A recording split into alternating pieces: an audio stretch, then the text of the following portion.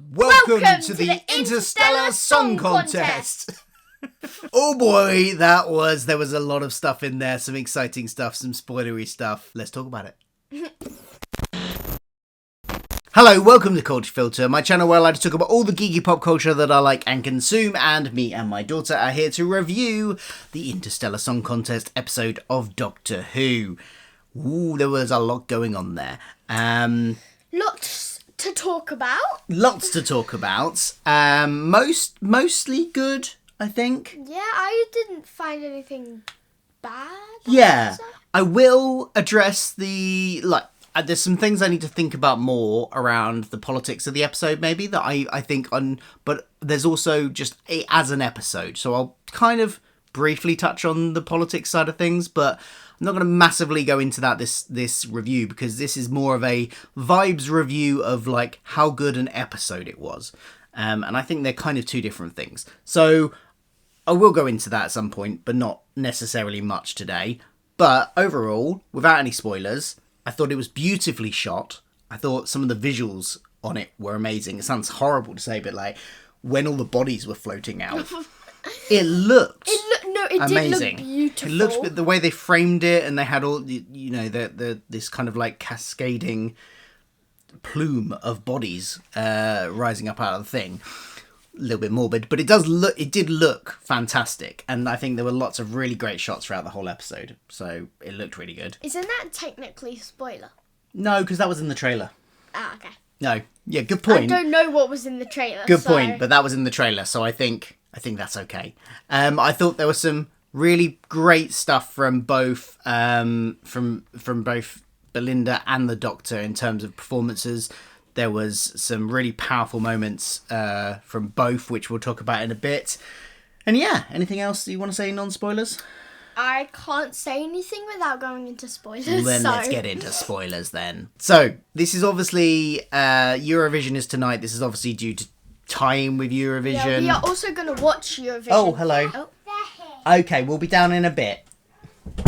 We are also going to watch Eurovision tonight, so... Well, you are. Well, you are. You're joining me. Okay. Yes, I haven't explained to you about the politics of Eurovision, but we'll maybe leave that for another time. I may or may not watch it. I will see. Anyway, the Eurovision is on tonight, and so this is kind of to tie into that. And you get lots of nice, like Rylan, who is involved in Eurovision now, is playing himself, coming out with his bright teeth. And actually, I was a little bit unsure about when they announced that Rylan was going to be in this, because he is very cheesy and he is very over the top, and I didn't know if he'd be able to pull off the sort of act, even though he's acting as himself. But actually, he was in it the right amount, and I think he pulled it off pretty well, I thought. What did you think of him? Did you know who he was? No. Okay. He's a presenter on TV. I've met him. He was on a radio show I worked on once, and his teeth are that shiny in real life. So, I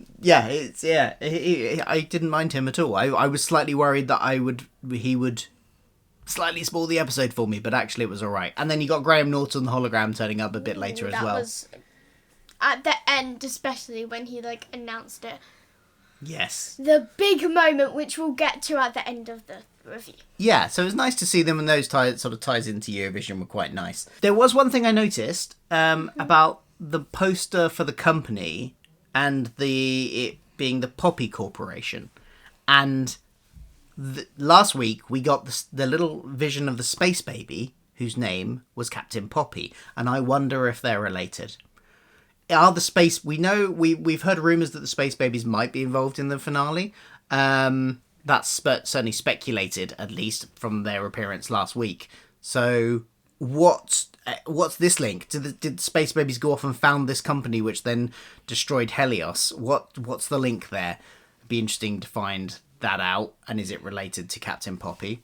What if they're the ones who destroyed? Maybe the space babies are evil. Maybe the space babies turn evil. Those cute little babies. They are very cute. But maybe cuteness is deceptive. Yes. I really liked the type of villain character in this episode. Kid. Yeah, and I guess kind of Win as well. Yeah, Win to a degree. Yeah. I mean, she did save some people because, Yeah.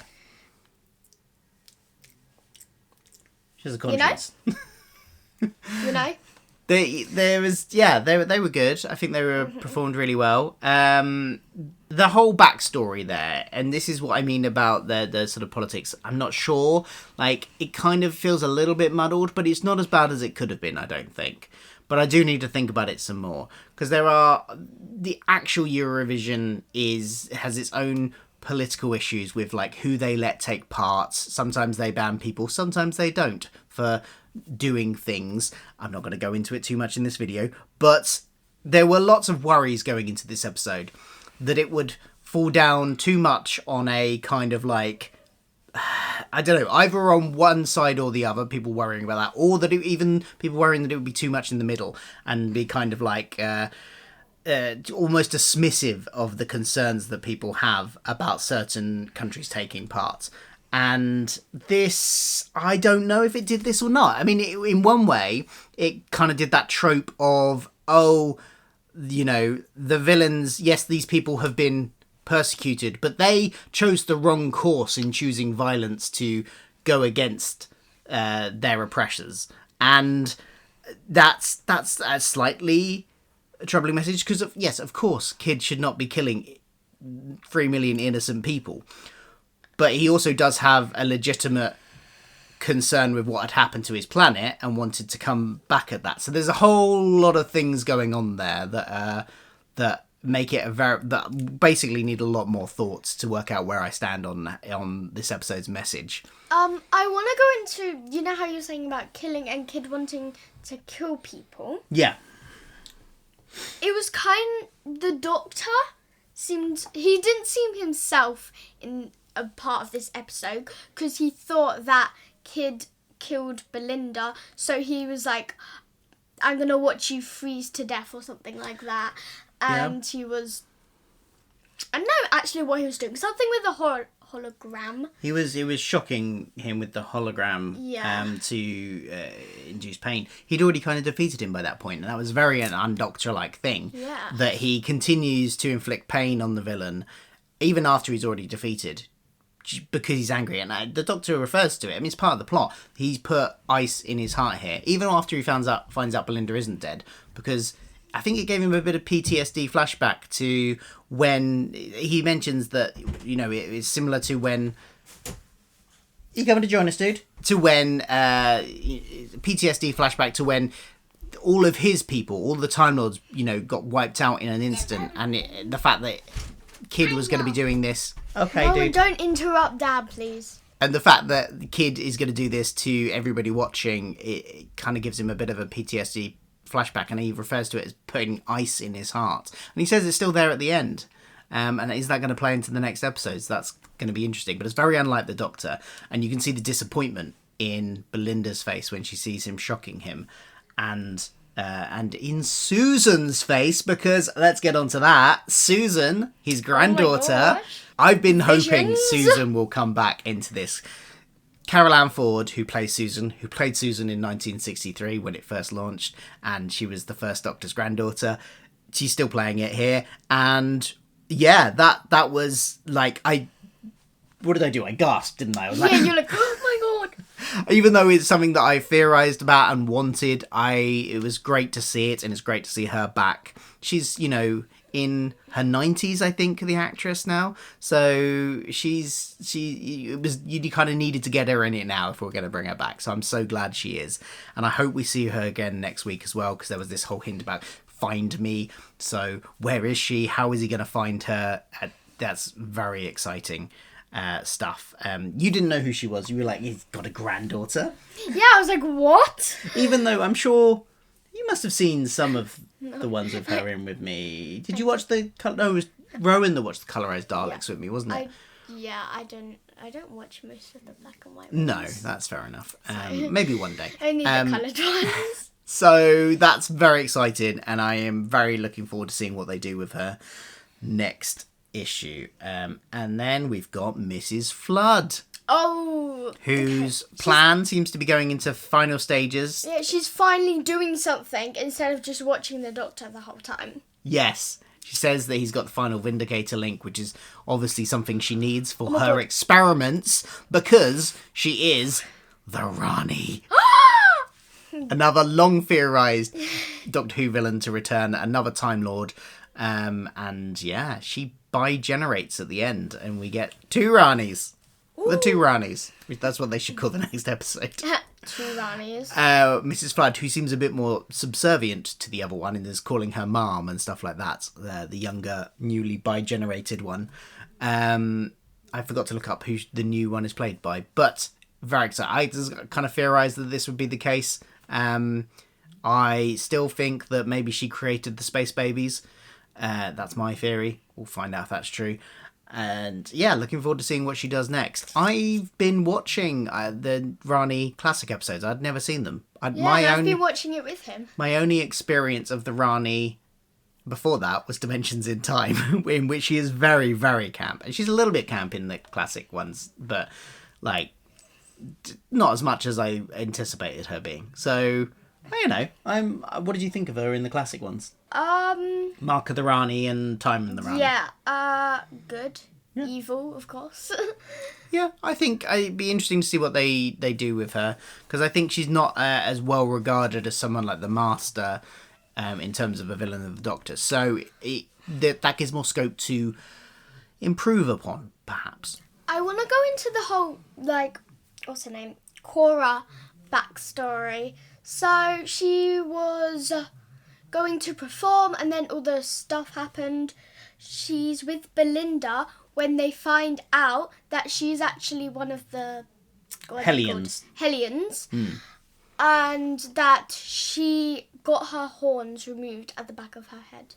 Yeah, because of the prejudice that they were facing. Because they've got these horns, everyone just assumes that they loads of things about them, and these.